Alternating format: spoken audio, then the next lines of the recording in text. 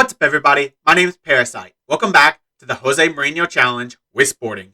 Today we have Braga in the first game of the league season, our third full season here at the club. I'm just going to ignore the first season, those first 4 games. This is our third season with Sporting, and we're hoping to win the title for 3 straight years.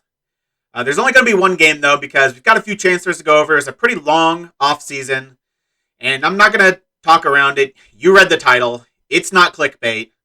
Ronaldo is gone. And he's not just sold gone.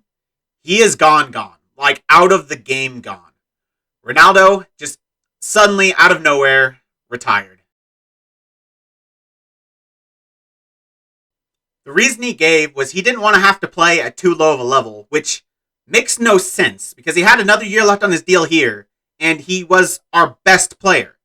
He was the best player at the best club in Portugal, a very good league, and yet I don't know if he thought he was going to be playing in the National League in a month or what. It doesn't make any sense. He literally had not declined one attribute since he joined. So it's not like his physicals were just completely shot. He was still good. He was still really good. And he just retired. It makes no sense. Literally 0 sense.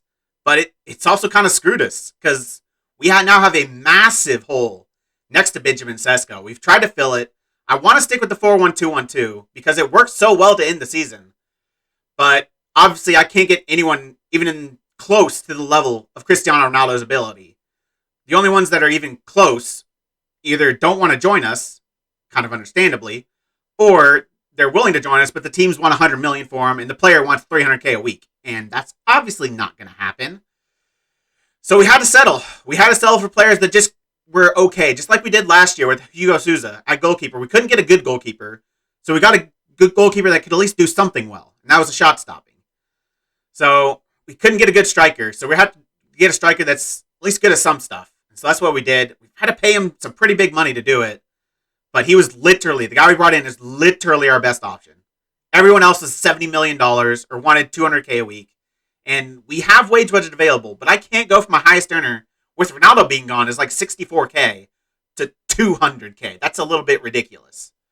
I have raised the wage bill a little bit, but there's still quite a bit of wage budget available. There's still, $450K available. And we still have about $42 million.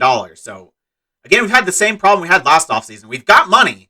Just no one of any quality will want to join us or will join us for a reasonable fee. So we've had a lot of trouble bringing in good players. But we'll go into the players we have signed. A couple players have left. No, none of real note. Let's go over the players we signed first. Eric Dyer, obviously, we already knew was coming into the club. Backup anchorman. It's kind of the reason I wanted to stay with the 4-1-2-2 as well. I literally signed him just to be that anchorman. And it's because we didn't really have anyone good enough to play that position. So that's why he came in. And we're going to play the 4-1-2-2. He's going to be a backup there. He can also play center back. He can also play right back. So his versatility is nice. Aguilar, young player we signed a little bit ago. Right winger, which obviously doesn't fit our tactic right now, but he's really good. Like, at the worst, we're going to make a lot of money on him. So, I'm fine with that signing. We have got a new center back, but again, it's not to the quality I wanted. They're just the players that were good enough either were too expensive or in transfer fee or wages. And the best I could get was Ruan from Roma, $17 million. Wage, pretty reasonable. He's pretty good. $45K a week. I mean, pretty good physicals. He's 6'2". So he's got that advantage over Caceres. And his physicals are really good. 16 pace, 15 strength, 16 jumping rate, 16 acceleration. Everything almost in the 15s except for 13 balance. And technically he's not bad either. Good heading, marking, tackling. Not a passer. But neither was Caceres, so that's not really a big deal. Mentally he's pretty solid too. Like, again, I wanted someone game-changing, and it's literally impossible. It is literally impossible to bring in a game-changing center back, apparently. So I've settled with Ruan. We know what we have with Caceres, and we know he's a player that's not good enough. He's been the worst starter in our team the last 2 years. So, I mean, his numbers might not be a lot better, but he's a different player, and hopefully he'll perform better. That's all I got. So we brought him in. Sorloth is the striker we've gone with. We signed 2 strikers. If you can't get one good enough, just sign 2 that are okay, and see if one of them can actually play well. The one we're pinning most of our hopes on is Alexander Sorloth. Obviously, 6'4", really good physical ability, really good pace, jumping reach, strength. Acceleration's not bad either for a guy that's 6'4". I mean, finishing a 15, heading a 15, mentals are very solid. 12 off the ball, 15 teamwork. So he's a pretty good player. He is on 89K a week. But like I said, this was literally our best option. Like, this was our best option. So we brought him in. He has scored goals. He hasn't played a whole lot. But his first season, he was at Sociedad on loan. He scored 16 goals in 28 starts, which is not bad. He showed he can do it in the Liga.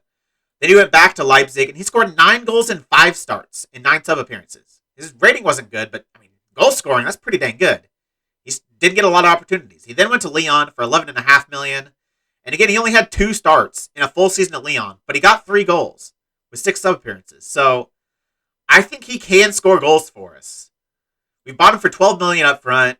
Well, it's like 6 up front, 6 over a few years. But a lot of the contracts, he can get up to what, $24 million? A lot of that is goal-based. So he's going to have to score goals if they're going to get that money. I believe it's like after 30 goals, they get, I don't remember the exact amount, maybe $5 million or so. Then after 50 goals, they get another amount. So obviously, if he doesn't score goals for us, it's going to be a pretty cheap deal. If he does, he'll be worth it. So he has come in to be our starting striker next to Benjamin Sesko. And then I needed another option, I felt like, just in case Sorloth didn't cut it. And the one I went with was Daryl Dike. Maybe a little bit of homerism with him being an American, but his production's been decent in this save. It's getting a pretty cheap deal, and a lot of it, like the Sorloth deal, is goal-based. He's going to have to score goals if they're going to get all that $13 million. So it's a pretty cheap deal. He's got some pretty good attributes. I mean, physicals, again, are really good. He's only 6'2", but compared to 6'4" for Sorloth, but 15 acceleration, 15 pace, 17 strength. His mentals are solid, 14 off the ball. I mean, his anticipation, composure, and decisions could be better, but he's got 14 finishing, 14 heading. So I think he's a pretty decent player. He started off at Eindhoven, and he scored 3 goals in 11 appearances, but only 3 were starts. So that's what I'm more interested in, goals per starts, because it's hard to get a lot of goals in sub-appearances. So then he played more games for PSV. He actually only started 15, and he scored 14 goals. This was the season that made me kind of decide to sign him, because that's a pretty good return in a league pretty similar to ours. Then I think he got sold pretty early in the season with Eindhoven, but 2 sub-appearances and he got a goal. He then went to Monaco for $10 million, barely played, only 6 starts, and he still scored 5 goals. So another player that looks like he can score goals. If Sorloth's not cutting it, if Tomas isn't cutting it, I'm assuming Benjamin Sesko's going to cut it. But if the others don't, he can step in and be our starting striker, hopefully. Yeah, I couldn't get a good player, so I got 2 decent players. That's basically the best I could do. In terms of players that have left, obviously Douglas Costa when he was leaving. Ditta has left. I said I was going to let him go if we signed a center back. I actually sold him before we signed Ruan, but he was unhappy. He was going to leave at the end of his deal, and we got an offer of $11 million. So I couldn't turn that down. So Ditta is gone. Renan Ribeiro also is gone. $1.8 million to Rayo Vallecano, our third choice goalkeeper. We have that youngster that's decent ability right now, the Brazilian as well. He can be our third choice. And then obviously we've got Hugo Souza and Van de Voort. Lewis Nielsen just going on loan. I think there was some other, if I can get to released players. Yeah, quite a few released players. The only ones really of note are Gonzalo Plata. He's left. He's joined Nuremberg. And is that the Bundesliga or the Bundesliga 2? The Bundesliga 2. So he's gone to Nuremberg. He's a decent player, but he didn't want to re-sign a new contract. Maybe I could have gotten him after he got released. Maybe he would have been more interested, but I wasn't too fussed. We've got young players that can play those positions.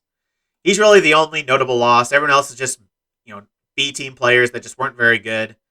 So, yeah, not a lot for players lost, but some good players in. And so that means for this game against Braga, if we look at the team sheet, we're going to go Sesko and Sorloth up top. Sorloth's on the left because he's left-footed. He's going to play as a complete forward on attack. Sesko is that advanced forward. Tabata in behind. Gonzalez, Nunez, Polina. Everything to be expected, really. Bergman, Johannesson, Inacio, Ruan starting. Escayo at right back because suspension to Ruben Aguilar.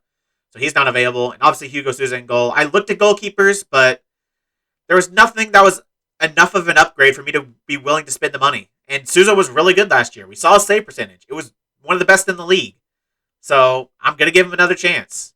If he doesn't cut it, I can definitely bring in a goalkeeper in the future, but I'm giving him the chance this year. The bench just changed a little bit. Eric Dyer obviously slots in as that backup defensive midfielder. Can also play center back. Can also play right back. Now I have Caceres on the bench as center back depth, which is good. Abisher is going to play less attacking midfield this year, I think, because we talked about selling Nuno Santos.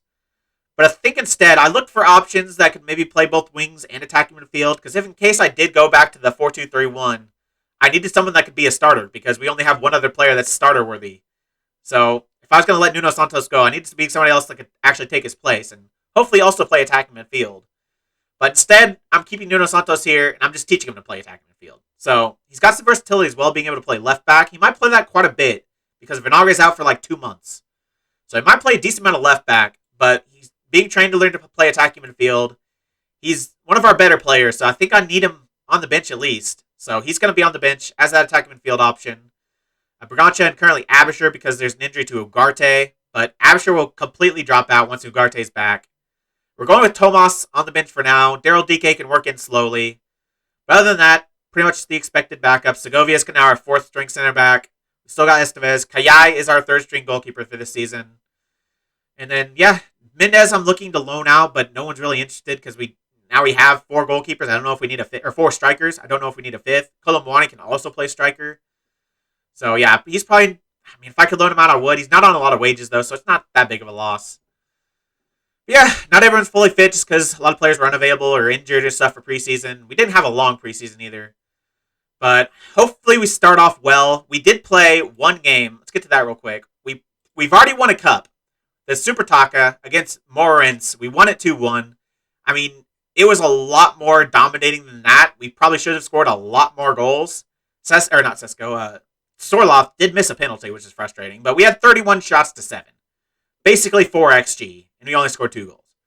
That's a little frustrating, but I feel like we'll get it right. I feel like we'll start scoring again. Hopefully. I was really hoping this season we'd really be able to push on in the Champions League. Hopefully with Cristiano Ronaldo available, we'd really be able to give those really big teams a run for their money. But now we're going to have to do it with Sorloth. So, we'll see. Hopefully he'll be a good signing for us. If not, it's a lot of wages. So, I might look to try to move him on. But, that's the team we're going to go with. Hopefully they perform today. We are away from home, but I got faith in our team. Ruan hopefully will be an improvement. He hadn't played a whole lot for Roma. Only 5 appearances last year, 4 starts, but he played well in those games. And he played almost a full season at Sassuolo, and he wasn't that great, but I don't think Sassuolo are that great. So I'm hoping he'll be good for us. His numbers are pretty good. Obviously, he's Brazilian, so he speaks Portuguese already. Hopefully, it's going to be good. Hopefully. But we'll see. This is going to be a really interesting season. Hopefully, it's as successful as the one we had last season. Hopefully, even more. Go out there and impress me. I was very happy with how we finished last season.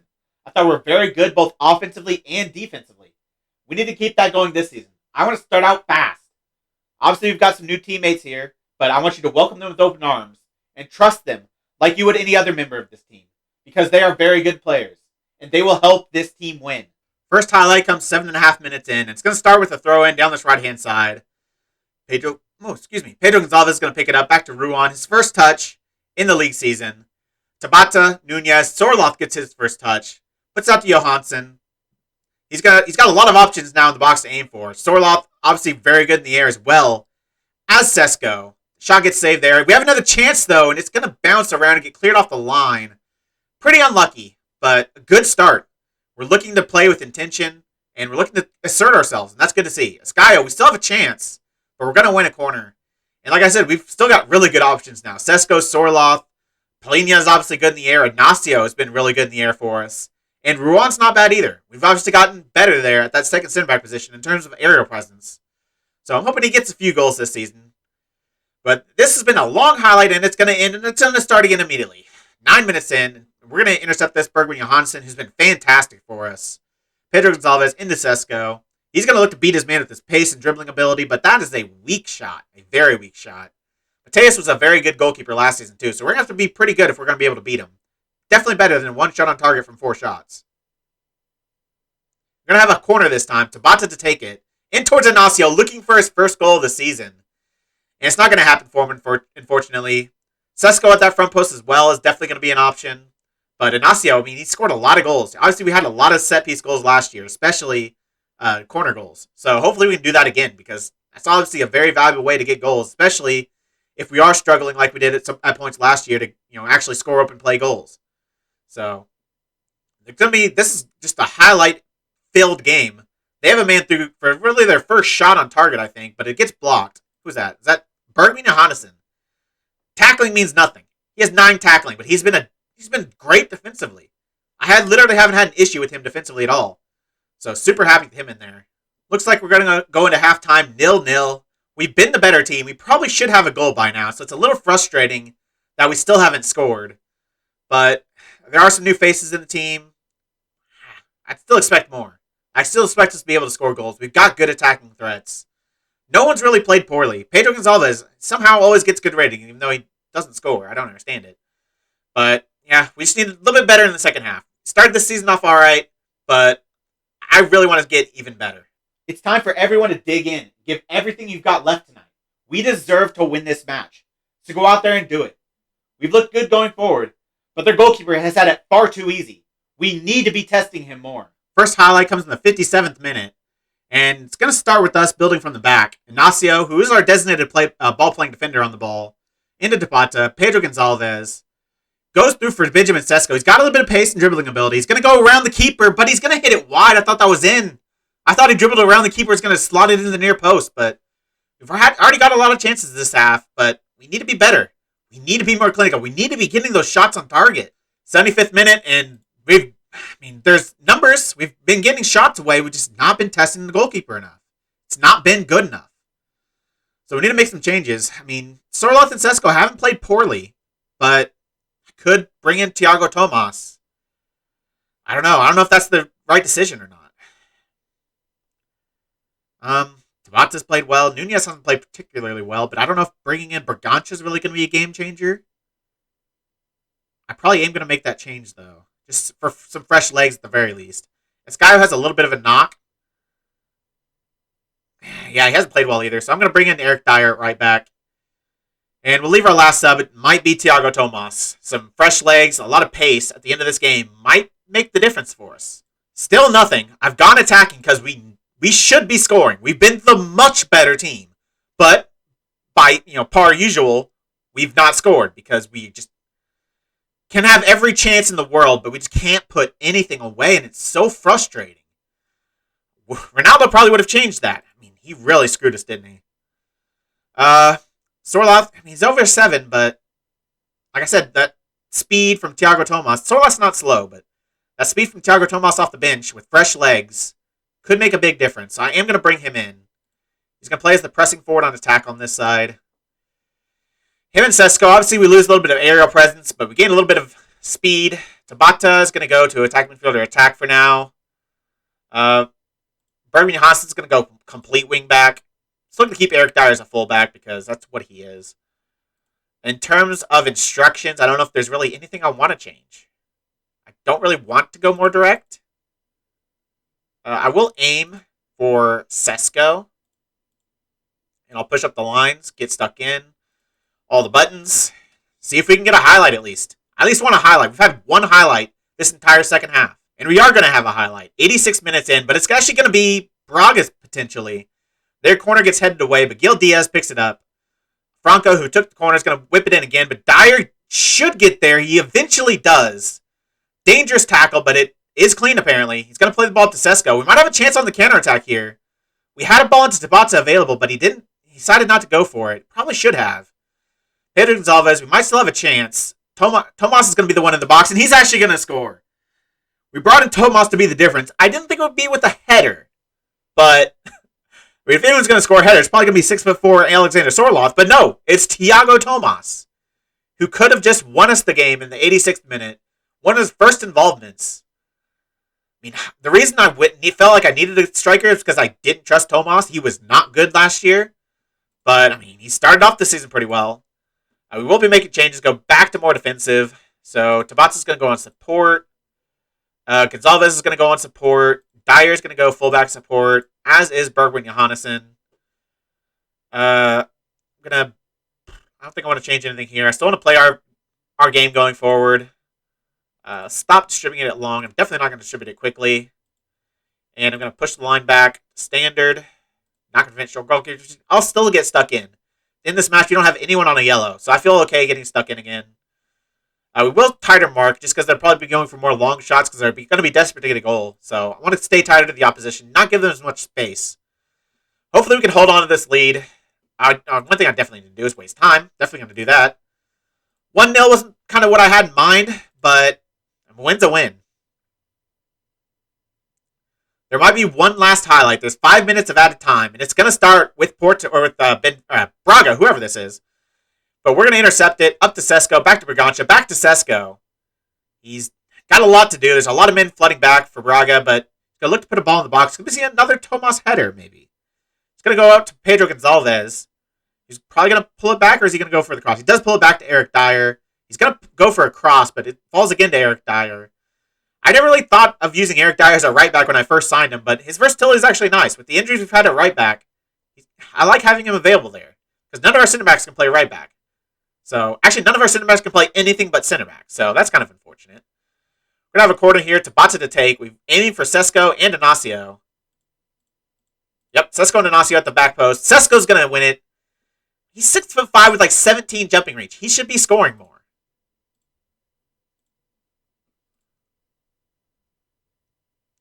Looks like we're going to end this game 1-0, though. We deserve to win. We were the much better team. We had 3 XG. So again, not scoring nearly enough goals. 30 shots, 11 on target to 6-2. If they would have got anything from this match, it would have been an absolute robbery. Apparently, basically everyone played well. But if you're having 30 shots and you can only score 1 goal, to me that's not playing well. Tomas gets a 7.7, Sesko 7.4. Sorloth did get a 7, but I would have liked to see him score today. Fortunately, that didn't happen. I'd like to see Gonçalves score as well. He did get the assist, I think. So that's good, at least. Tabata, another good performance. Another thing I have done, Tabata has signed a new contract. He's now here through 2028. He is one of our best players. He's been one of our best performers. So I gave him a pretty big wage, $70K a week. Felt like he deserved it. You know, if we have to play him on the wings, he's been very good there. And at attack midfield, he's been very good as well. He's been our top assister the last 2 years. So Tabata is here for the long term, which I'm happy about. I mean, it could be a long-term option for us. I don't know if he's... His performances might say otherwise, but I don't know if he's good enough to win a Champions League with him as a starter, but, I mean, until he proves he's not, I'm going to go with him. Well done, lads. That was a good win for us. I'm super happy with how he played defensively, but going forward, I don't want us to run into the same problems we had last year. Creatively, we were amazing. A lot of chances created, a lot of shots, fair few shots on target, but our finishing needs to be better. We need to be converting more of these chances. You should be converting more of these chances. There seems to be a real buzz around the team at the minute. How far can that take you? This is the sort of thing we need to build on and take advantage of. If we can cultivate a strong team spirit, we'll be on to something special. Well, it took a bit longer for your side to get the breakthrough than you might have hoped. How relieved were you when Tomas scored? That goal really saved us because I couldn't see where a breakthrough was going to come from. Finishing was just terrible, like it was all of last season. I don't know what the problem is. I might just nip it in the bud, just do chance conversion every day, every month for the rest of the season because it seemed to make an impact, and we haven't done it this offseason, and we had the same problem. So I'm going to be proactive. Screw it. It is just the first game, but I'm not going to let it get to the same position it was last year. Pedro Gonçalves actually gets man of the match. He did get the assist, and moving him deeper, like he's still not getting goals, but 7 key passes. He's been a lot more creative than I would have given him credit for. For a guy that only has 13 passing, he's been a pretty good facilitator for us. So it's good to see him actually getting involved. He's still not scoring. I'd like to see him start scoring. But if he can get assists, if he can get key passes, you know what? I'll take it. Praise his performance. Creative best. But we are going to go with training. Go to the calendar. And basically every time they're supposed to have a rest, that's not happening. They're having chance conversion. I'll probably just start it for just this month. And if it doesn't improve, I don't know what I'll do. If it does improve, I'll maybe give him a month off. If it comes back again, I'll go back to chance conversion. I want to give them some rest. I don't want to completely wear them out. But I think there ever is a time to do it. It's early in the season. So we are getting ahead of it. We are just doing so much chance conversion because what I just saw was not good enough. Not even close. So chance conversion all month. There's already a chance conversion on this day, so I won't do it there. But everywhere else, chance conversion. And that's good enough. I'll do the one more here. Chance creation. How about chance conversion afterwards? How's that sound? Chance creation would have been great. It's just the freaking conversion. And I don't know. Without Ronaldo, it might be a struggle again for us this season. But the performance of the team wasn't bad. The ratings were good. It's just, again, the finishing, the end product, not where it should be. In terms of where we're coming back for the next episode, we've got quite a few easy games really coming up. Boa Vista, Maritimo, Paco de Ferreira, newly promoted, Gil Vicente, Rio Ave, Belenenses, who are a decent team. I think we're actually going to have Champions League group stage football in sometime here in September. So I'm probably going to come back for that. We don't know who we have in the Taça de Portugal third round yet, but it's probably going to be a smaller team. But most likely we'll come back for the Champions League knockout round, or not knockout rounds, the Champions League group stage. Hopefully we'll get an easy draw. Definitely, hopefully an easier one than last year. We did really well to top that group, but I'd still like a little bit of an easier draw. That's going to be the end of this episode, though. If you made it this far, why don't you like the video, subscribe, and click the bell. The links to all my socials and my Twitch are in the description. I really appreciate all your support. Thank you all for joining me, and I'll see you next time.